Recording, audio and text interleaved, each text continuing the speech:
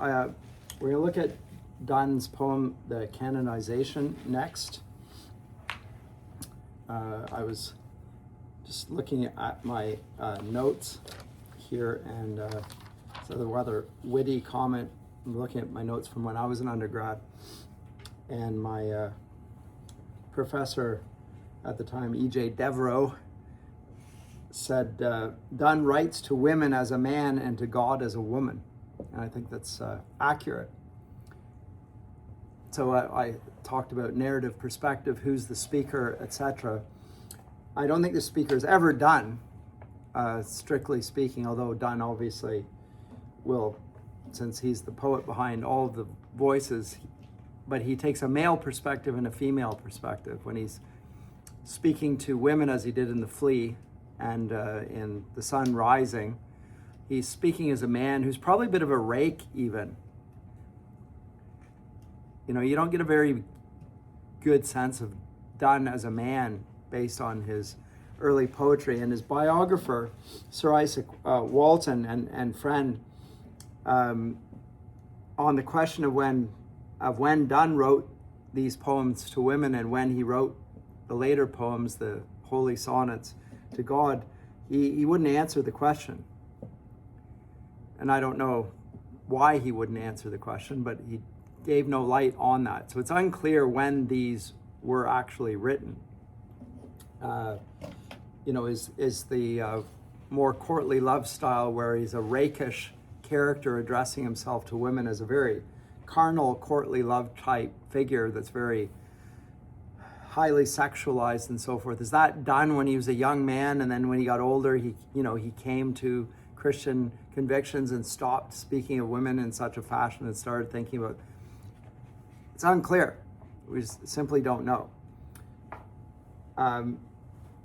But what we do know is that there are those two vantage points that are taken by Donne, and the paradox between the two is we're just going to have to hold on to that. It's the same man. Is it two different stages in life, or did he vacillate between the two just for the purpose of poetic artistry? I don't know. But this poem, The Canonization, needs a little clarification. Donne began his life as a Catholic himself, although he would have had to have converted because he was sent to Oxford at the age of 14. Although in the Elizabethan period, I'm not sure if it was forbidden to go as a Catholic at that point, but I thought so. So he went to Oxford at the age of 14 and then went to Cambridge, and then he studied in the law courts in London, and then eventually went to Spain and Italy to study.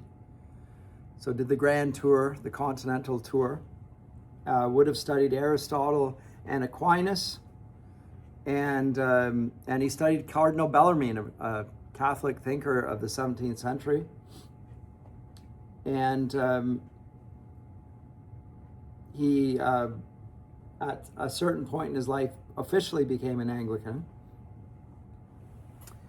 And but only after he'd been thrown into Huntingdon prison, and then converted and to Anglicanism, and at that point was elevated by James I, who told him he had to become a clergyman, and he then became the Dean of St. Paul's, one of the most prominent Anglican parishes in all of England, until he died. But this is one of the poems he wrote. He's an Anglican, he's an Anglican, and he's writing yet a poem on the canonization now. Canonization is a process used by the Catholic Church to determine sainthood. Necessary information for the poem here. Several steps in the process, at least 5. First of all, a person who is considered to be particularly holy is investigated by whoever the local bishop is. They will gather evidence and testimonies from other people of the life of the individual and the virtues that that person possessed. And if the investigation turns out to be favorable, they move on to stage 2. And the person is declared venerable at that point by the Pope. So from the Vatican, the Pope declares this person is venerable. Now that's the title of the person, the venerable so-and-so. They're not yet a saint. In Durham Cathedral, the venerable Bede is interred. He's buried in the cathedral. He's not a saint. He's not to be worshipped, but he has the title of the venerable Bede. He was a man of particularly heroic virtue, but no miracles performed. That's the key ingredient. To go on the process of canonization, you have to have performed at least 2 miracles. So the next stage is if the venerable person who's been declared to be venerable has done miracles, and those have to be again verified. And once they're verified, the Pope can beatify the individual, the blessed. At that point, a second miracle is usually required for canonization. And if they find a second miracle, at that point, then they are canonized. A canon is a measure, like a ruler. And at that point, the person is declared to be a saint. And in a public ceremony, usually performed at St. Peter's, and all of the assembled then are said, this is a saint, we can worship this person because they have performed miracles and there's an aspect of God's work in their life. That's the process of canonization. I simply say that because the poem depends on this understanding of a process of investigation and heroic virtue and so forth found. So that's it, and you'll see that it has how many parts? 1, 2, oops, that was way too quick. Zoomed off me. It's got 5. Canonization. Part 1, 9, part 2, 18, 3, 36, and finally 45. So 5 stanzas of 9 lines. 5-part process. And you will see over the course of this poem a progression towards canonization and public celebration and so forth. So it's just useful information in the background. But as usual with Mr. Donne, it begins with conflict and bombast and unexpected emotional outburst. This is typical. Donne opens with anger, frustration, rage, something which breaks the decorum that you would expect of a Ciceronian rhetorical period. It's very Baroque of him. Typical, as I say, of a man full of conflict and tension. For God's sake, hold your tongue, and let me love, or chide my palsy, or my gout, my 5 gray hairs, or ruined fortune flout. With wealth, your state, your mind with arts improve. Take you a course, get you a place. Observe his honor, or his grace, or the king's real, or his stamped face on a coin. Contemplate what you will approve, so you will let me love. The whole poem is about love, and love, again, is of theological significance in the whole process of canonization as well, obviously. Alas, alas, who's injured by my love? What merchant ships have my sighs drowned? Who says my tears have overflowed his ground? When did my colds a forward spring remove? When did the heats which my veins fill add one more to the plaguy bill? Soldiers find wars, and lawyers find out still litigious men, which quarrels move, though she and I do love. Call us what you will, we are made such by love. Note the whole of the poem begins with by love, by love, by love. Call us what you will, we are made such by love. Call her one, me another, fly. We're all tapers to, and at our own cost die. A taper, like a candle, you burn it, both ends, and we in us find the eagle and the dove. The phoenix riddle hath more wit by us, we two being one are it. So to one neutral thing both sexes fit. We die and rise the same and prove mysterious by this love. Now it's becoming of a theological character. We can die by it, if not live by love, and if unfit for tombs and hearse our legends be, it will be fit for verse. And if no piece of chronicle we prove, we'll build in sonnets pretty rooms, as well a well-wrought urn becomes the greatest ashes as half-acre tombs. And by these hymns all shall approve us canonized for love. And thus invoke us, you whom reverend love made one another's hermitage, you to whom love was peace, that now is rage, who did the whole world's soul contract and drove into the glasses of your eyes, so made such mirrors and such spies that they all did all to you epitomize countries, towns, courts, beg from above a pattern of our love.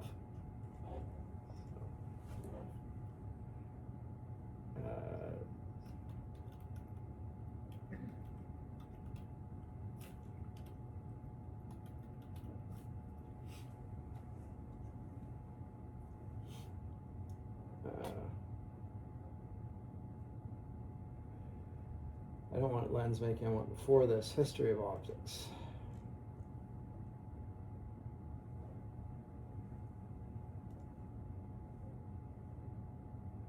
Study on how the eye works and so forth. I'm not sure I'm going to find this. No, I don't want to let me forget that. So you can see the progression of this, and the progression is the distillation from a carnal to a more spiritual sense of love over the course of the poem. And he's making the analogy which C.S. Lewis, at least to our contemporaries, brings to our attention as if he invented it, the distinction between different types of love as images of others.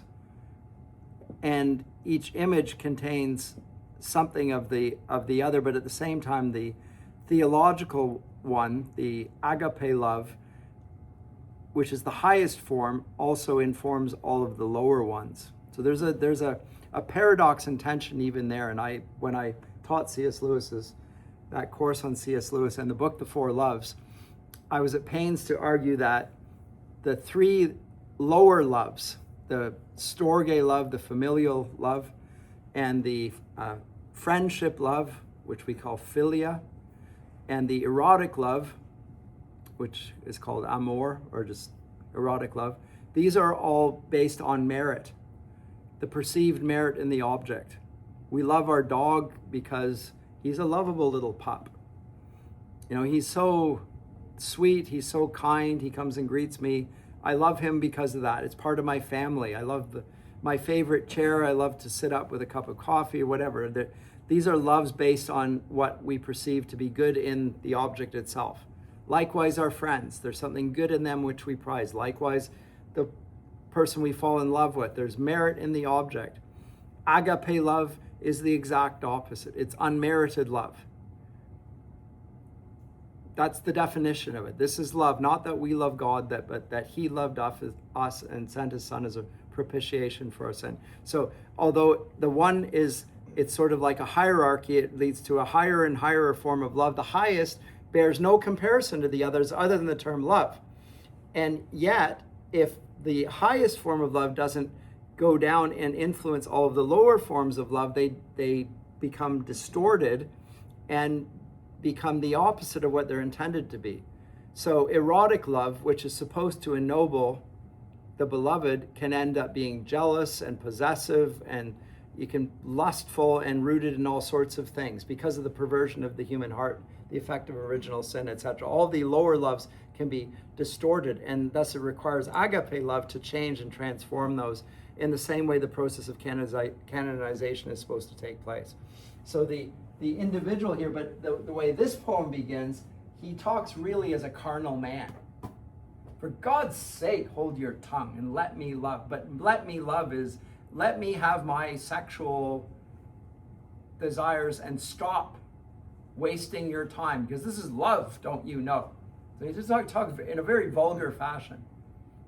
You can talk about anything else. You can chide whatever you want. My palsy, my gout, my 5 gray hairs, my ruined fortune. You can do any, just leave me alone. That's how the poem begins.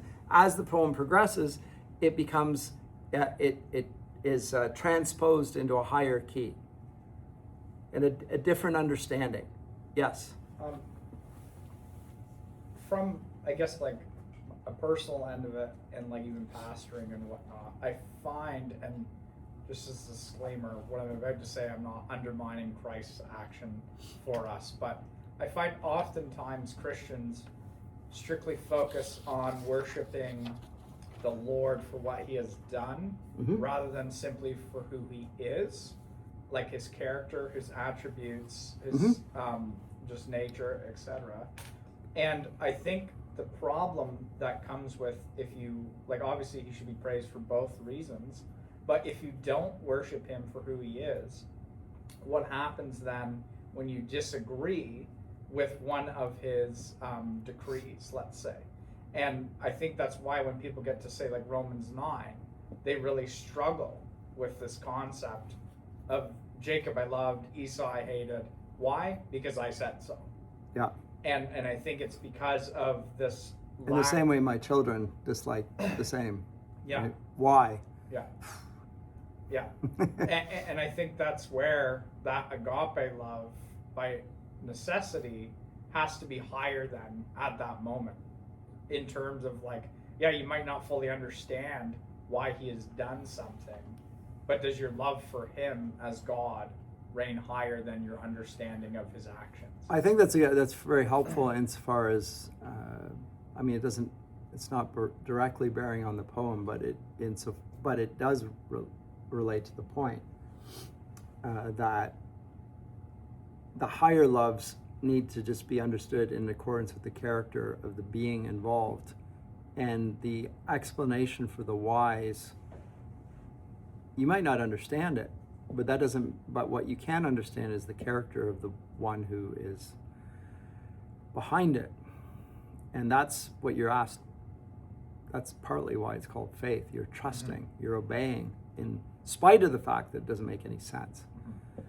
And that is actually put to the test quite regularly as well, not to say there is no justification, but to increase the thing that's most valuable in any relationship, which is trust. Yeah.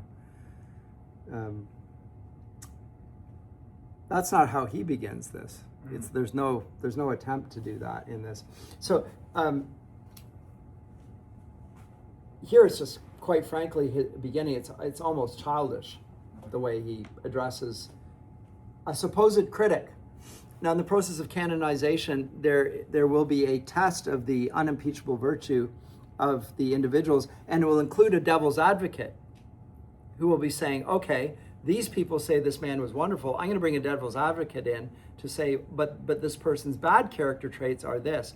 And the two will go at it. So it's not just, because otherwise it's a process where it's a slam dunk and only person can get through by virtue of a biased investigation. They purposefully bring in a devil's advocate in the process. And here we almost have him speaking to the devil's advocate about his love. And he's angry that it's even being questioned. Just do anything else. His stamped face refers to a coin. Is the king's real? Go to the king. Spend your time looking at him. Look at the coins that bear his image if you want. Contemplate whatever you want. Approve, so that you will let me love. Then it gets a little less defensive and more explaining why his love is of merit. Well, I didn't hurt anyone. Which is a pretty bad case. I didn't hurt anyone who's injured by my love. And again, the macrocosm analogy here. Did any merchant ships get, shipwrecked, drowned by my love? Did my tears flood anybody's property? Did my colds a forward spring remove? The heats add to a plague evil? Did it cause any world conflicts? No. So it's the negative case, defending himself. I haven't done any harm. My love's done no harm. Then the more positive case. Call us what you will, we are made such by love. This is where it becomes a little more complicated, and I need to expand on this as well. I will say that as far in terms of the language here, the fact that Donne was in law school is probably relevant.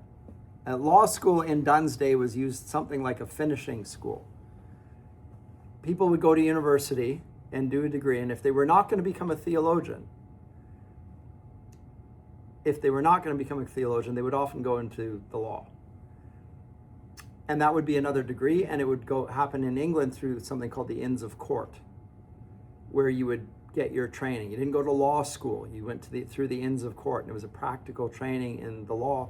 And so for then, Donne would have done that himself. And in terms of the numbers that would go to these law schools, these Inns of Court, probably only something like 1 in 10 that would actually finish with the degree. But it was the way of the world then. So if you were on the path to being clergy, that was one path, the path of contemplation. He speaks of that here. But if you wanted to be part of the active life of the body politic, if you were going to be a courtier, if you were going to work in government, if you were going to be an ambassador, or anything, you were going to be a man earning money and doing active things for the body politic, you would probably go into the law. So it was a preparation for public service. And that was what Donne was doing, and Donne went through that path. By the way, Martin Luther had the same training himself. And usually the firstborn son in any family was expected to follow that path, the path of public affairs, the active life. That's where his name would be preserved. He would have children, he would inherit his father's estate, he would have all the wealth and property that would come with that then. He would build up a public reputation, so the name of the family would be honored and would be... And the second son, you then sent into the clergy. Because that man is not going to get married. He's not going to pass on the family name. He's not going to be able to inherit anything. And if he does, it's going to go to the church, so the family's going to lose its inheritance. So you send the second born to the clergy. Martin Luther was the firstborn. So when he left that course in life and went and decided to become a monk, his father was outraged.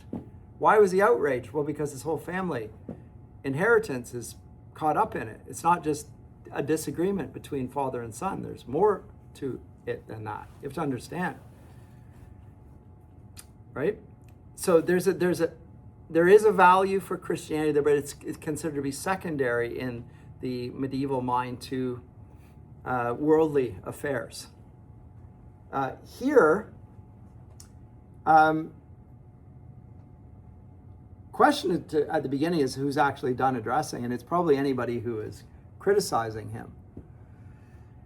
And it moves, as I say, from the physical to the metaphysical world. There's all sorts of hyperbole in here. And he probably gets this from Petrarch, who regularly uses hyperbole in his writing. Rhetoric and oration and argument. And making an argument not based on logic or even precedent, which you would expect in the law, but rather by analogy. There's all sorts of analogies. There's different forms of argumentation, by the way. In the law courts, they don't want analogies. This is like that. You can do that from the pulpit. You can do that in the classroom. You can do that in persuading people. In the court of law, they want precedent. Chapter and verse, when did this happen and where? This will guide us. Not analogies, this is like that, but rather precedent. Analogy is very powerful, but it's not actually, I won't say it's not admissible, but it's not of the same credibility in the courts of law. But Donne is making arguments by analogy here.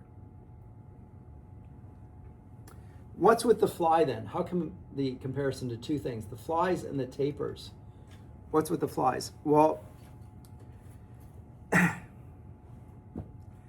probably noted that flies proliferate in huge numbers, so it's a figure of sexual promiscuity.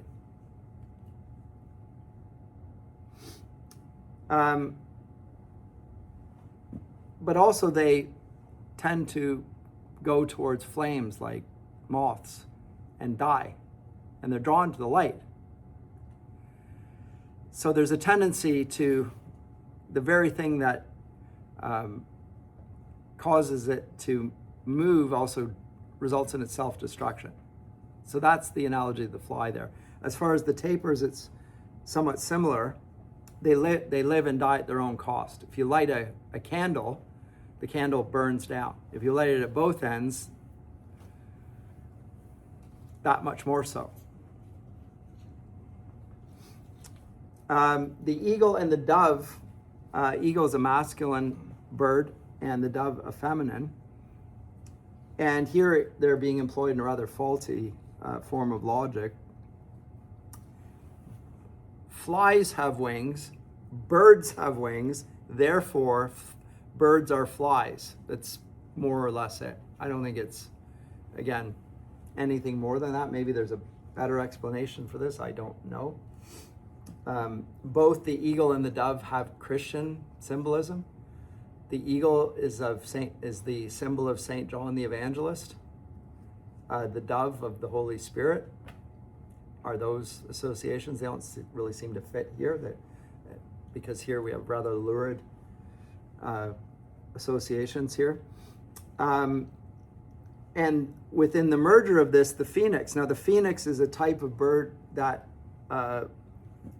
emerges from the ashes once in 1,000 years, goes up in flames and is gone, and then arises again. So the phoenix is often a figure of Christ. Dies and rises from the ashes and so forth. And in that sense, it's a neutral.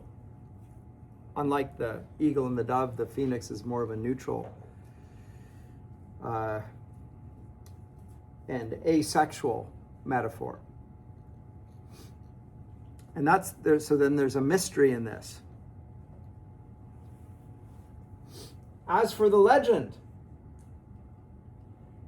we can get into different connotations of history here. Now, let me pull you back to Isabel Rivers.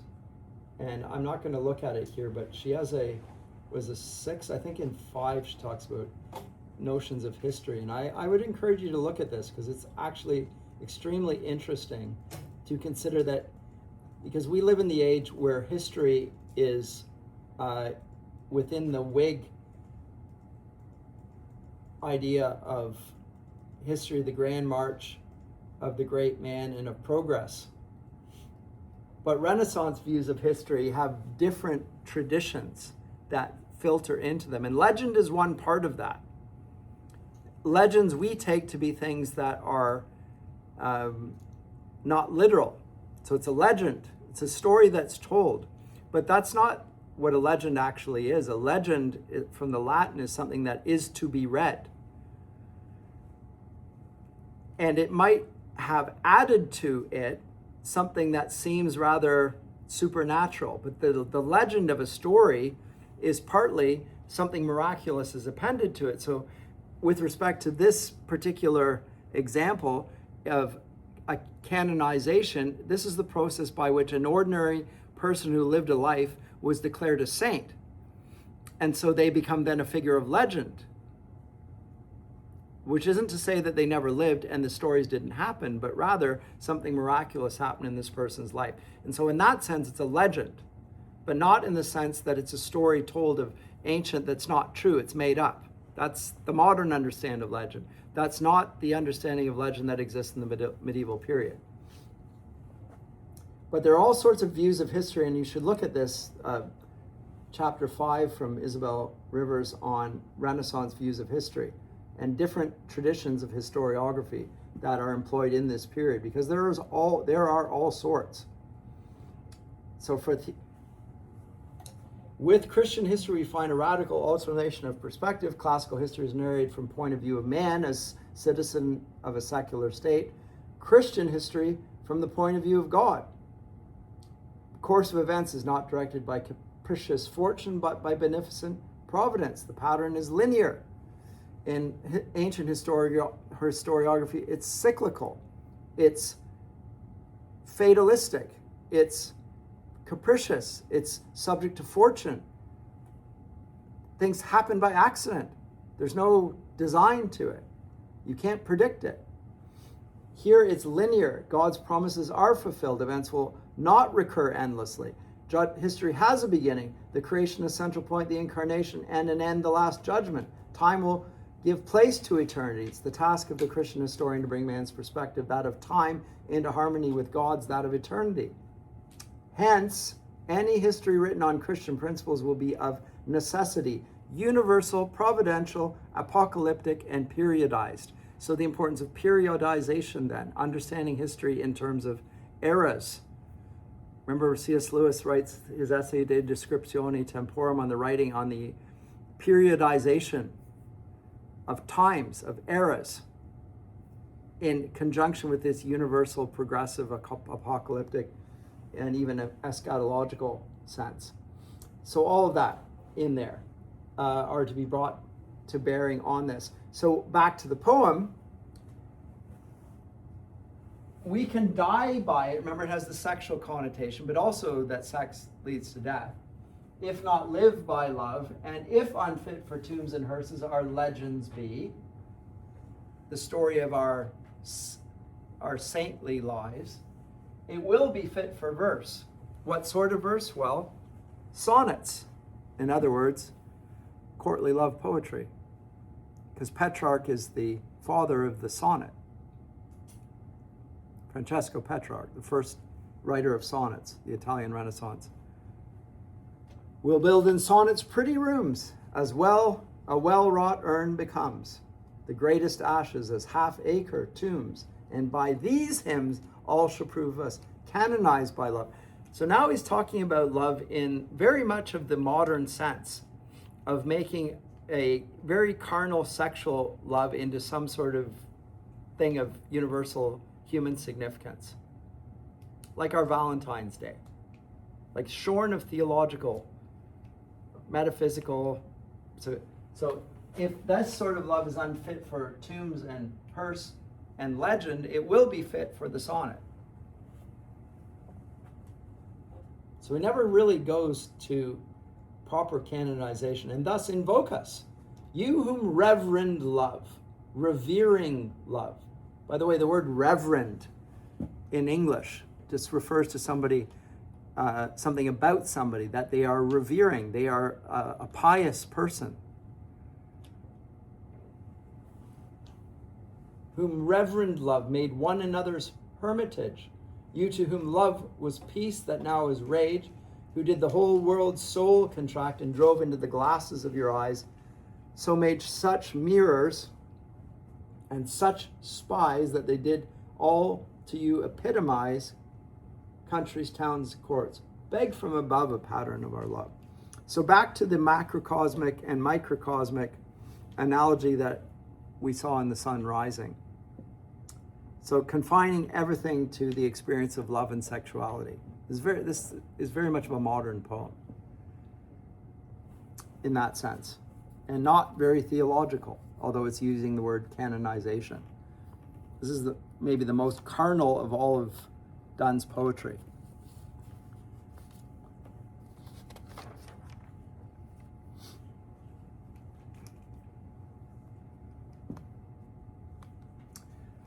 So the two lovers become canonized. The sounds of love are analogous to a holy choir.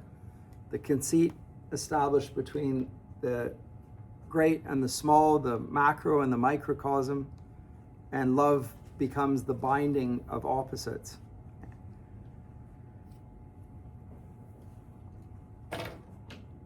Any questions or comments about the canonization?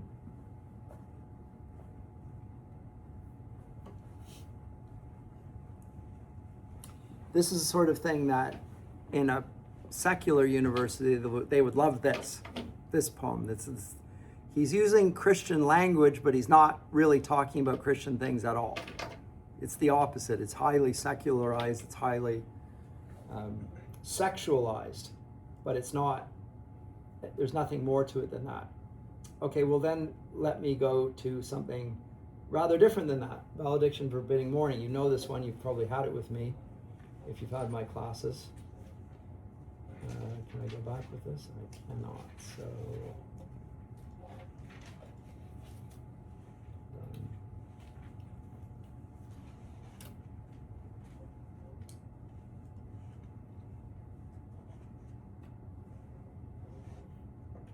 okay. Valediction forbidding mourning. That's tempted to do that. I'll do that next time maybe.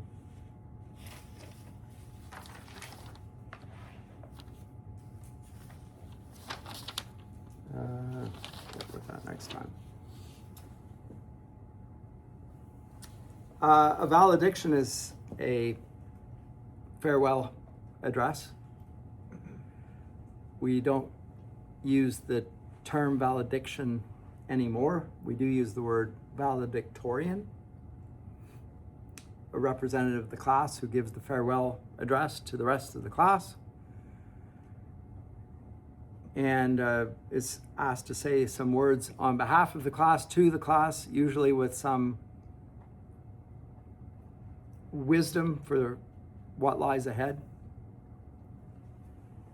In this case, it's applied as per usual, at least from what we've seen thus far, to the situation of two lovers. And the two lovers in this instance are going to part ways for a time, because the man is drawn or called to go away on a business trip, political, diplomatic, at any rate, has to travel.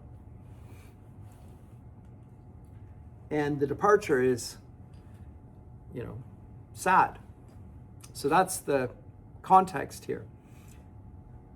And the comparison he's going to make is to death, and the way in which we greet death. Nobody looks forward to parting from their loved ones. There are many tears, surprise, fear, especially with young children, parents going away, so used to it. It's a traumatic event for them. Suddenly everybody wants to spend time with dad or whatever. And so that's the envisaged comparison here at the beginning, but he literally compares it to death then, and how certain types of people understand death. There's a carnal way of looking at death, which is the end of life. And then there's the faithful understanding of death, which is that this life ends, but then life with Christ begins in an unvarnished sense. It's already begun, but now it happens immediately without any sin or obstruction. Now we live in a glass darkly, but then face to face. There's a sense of the reward of life being received after death. So that is the context with which he writes this, and I want you to note that it begins with a simile, which is a comparison, using like or as. And that the comparison that's used in the first stanza is going to govern the entire poem. So stanza 1, everything that follows goes back to this comparison. As this, so that. So, right, as this, so. And you'll find that so isn't just for the second stanza, but all of the stanzas that follow. So you have to note this. Just as this. So as virtuous men. So let me read it, and then I will make some comments in relation to the general themes and the microcosm, macrocosm. He's always using that. And again, he will use a metaphysical conceit, the pair of compasses. As virtuous men pass mildly away and whisper to their souls to go, while some of their sad friends do say, the breath goes now, and some say, no. So let us melt and make no noise. No tear floods nor sigh tempests move. 'Twere profanation of our joys to tell the laity our love. On the point of moving moving of the earth brings harms and fears. Men reckon what it did and meant, but trepidation of the spheres, though greater far, is innocent. Dull, sublunary lovers love, whose soul is sense, cannot admit absence, because it doth remove those things which elemented it. But we by a love so much refined, that ourselves know not what it is, interassured of the mind, careless, eyes, lips, and hands to miss.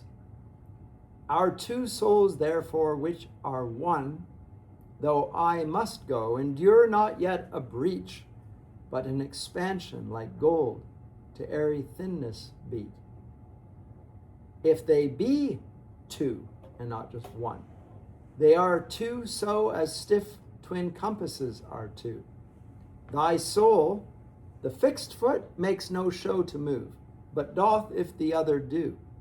And though it in the center sit, yet when the other far doth roam, it leans and hearkens after it, and grows erect as that comes home. Such wilt thou be to me, who must, like the other foot, obliquely run. Thy firmness makes my circle just, and makes me end where I begun. So there's a series of comparisons to the death of virtuous men. What is it about the death of a virtuous man which distinguishes it in its character?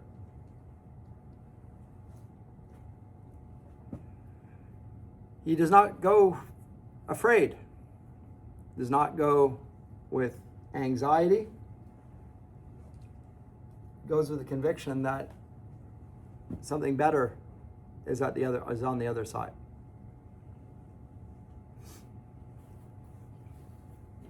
Now it said virtuous here. Virtue in post-Victorian era always refers to sexual virtue. I don't think it's. I think it's even more expansive than that. I think it refers to the word vir, which is a man.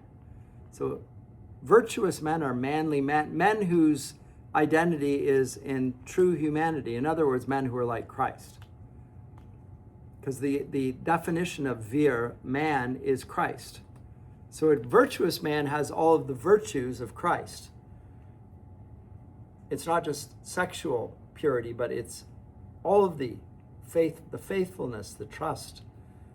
All the characters of Christ are meant in the word virtue here. I don't think it's just sexual. I think it goes beyond that. So virtuous men, these pass mildly away and whisper to their souls to go. The body is dead, the soul perdures. Where does the soul go? Because in this bodily existence, the soul and the body are united. My body and my soul are not the same thing, but they're connected. If you punch me in the face, you've hit me. You haven't just hit my body. I can't just say, it's not happening to me.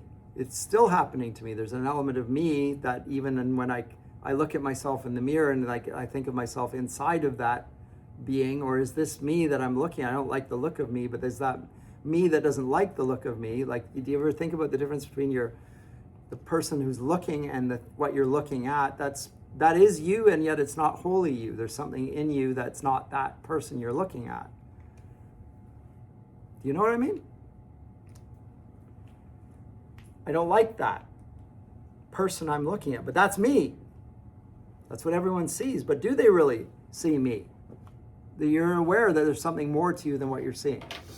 So that sense of them, they are whispering to their souls to go, because that's the part of them that is going to perdure beyond the grave. Well, some of their sad friends do say, so here's the comparison. The virtuous men pass mildly, and the sad friends just associate it with the physical demise. The breath goes now, and some say no. In that period, I think they hold a mirror under the breath just to see if they're still breathing, and once they're done, that's it. Gather them up pretty quickly, and off you go. The breath goes now, and some say no, but they're sad, unlike the virtuous, right? Don't be sad. Don't be like the friends. So let us melt and make no noise. So be like the virtuous men. No tear floods, nor sigh tempests move. Now, it's a stock phrase in English to talk about floods of tears. When somebody gets really upset, you'll say that there was floods of tears. Less common, at least in my experiences, sighing like tempests. A tempest is a huge wind. Right, really big, but we use that. These are microcosmic, macrocosmic comparisons. To be in floods of tears, like nobody cries that much, literally, that the room's filling up with the tears, so don't do that, because it were profanation of our joys. To be profane is worldly, secular, physical only. And yet there's more to us than merely physical. As I say, this is very much of not a companion poem, but a contrast to the Canonization. Because he recognizes something of the spiritual in love. In fact, it's profanation to be overt and tell the laity our love.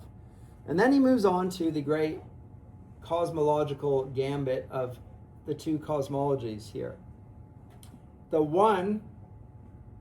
new one of Nicholas Copernicus, where the sun is at the center of the solar system, and like it's a heliocentric cosmology, and the earth is going around it once a year. It orbits around the sun.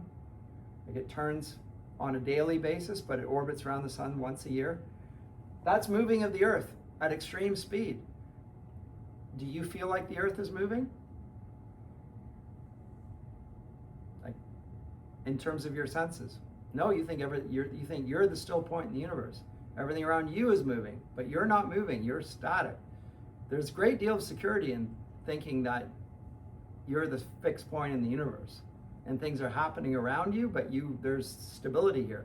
Children depend on that sort of sense of fixity and certainty. You can't have constant chaos and movement around children. They need a sense of order and structure.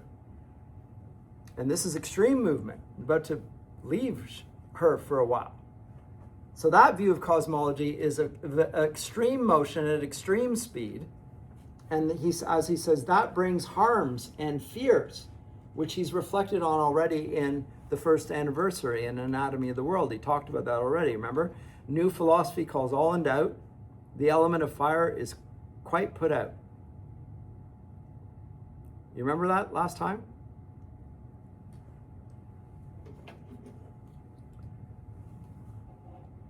Men reckon what it did and meant in that case. But the old cosmology, the trepidation of the spheres, though greater far, is innocent. The trepidation of the spheres. So here we have the crystalline spheres. Here you just see it as light, but if you could imagine it in a 3D, these are globes within globes, and they're all clear.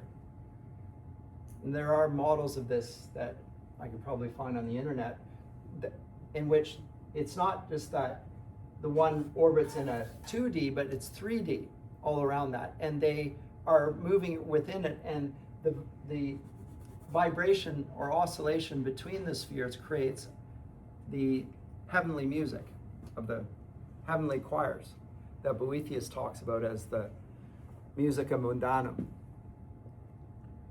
right? The heavenly music, which corresponds to our instrumental music, the scales, the harmony.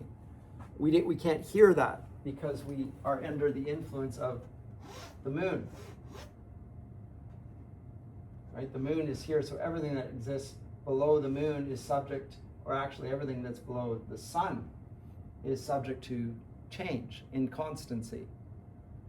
Everything beyond the sun is eternal and perfect. We live on the silent planet, as C.S. Lewis calls it. But out there, there's a beautiful sound that our ears cannot hear.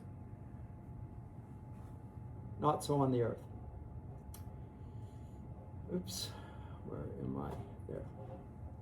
Trepidation of the spheres, though greater far, is innocent. So there's a direct contrast here. To harm, the verb in Latin is nocere, N-O-C-E-R-E, nocent. Something that's nocent is harmful. Something that's harmless is innocent. It's the negation of nocent, not harmful. Two cosmologies. One moves, the other doesn't move. The one that doesn't move is the eternal. So the microcosm of the couple is compared to the macrocosm of a certain type of cosmological view. And the two are compared here in the third stanza. Continuing on with that comparison, those that are subject to the being below the moon, the sublunary, so the moon is here, right? Oops, this one here. The sublunary lover's love, whose soul is sense, just physical things, things that you can see, like bodies. Dull sublunary lover's love, whose soul is sense, cannot admit absence, because it doth remove those things which elemented it. But we recognize that in our love for a person, there's more than the actual person. There's what the person represents to us. And it's the person's constancy, it's the person's fidelity, it's the person's essence. And that doesn't change when they move away. We know we can trust them. We know that it transcends time and space in that sense. It's entirely reliable. It's a picture of God's love for us, which never changes. You talked about God's being and God's actions. Same thing with human beings. It's their fidelity to one another is an important aspect of their being, and it can hold people united. If you know that the person that you're faithful to is faithful to you, that relationship can stand a lot of buffeting and change and chaos. And if the person is united to God, they're more likely to remain faithful and constant as well, precisely for the same reason. It's their identity. Their actions are rooted to their identity. So same thing here. Those type of lovers, who are which type of lovers? Those that think that the moving brings harms and fears. In other words, just like going away from one another is going to result in some terrible calamity.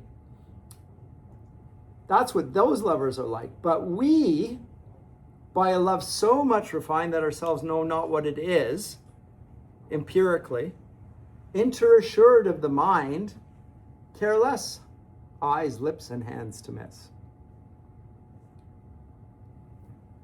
Our two souls, therefore, which are one, united in love, though I must go, endure not yet a breach, but an expansion like gold to the airy thinness beat. Now, this is an overly clever illustration of Mr. Donne. And if you look here, the symbol, oh, they don't have it here. It looks more like an actual, I don't even know what that looks like. But the symbol of the sun in alchemy, or rather not the symbol of the sun, but the symbol of gold, is just simply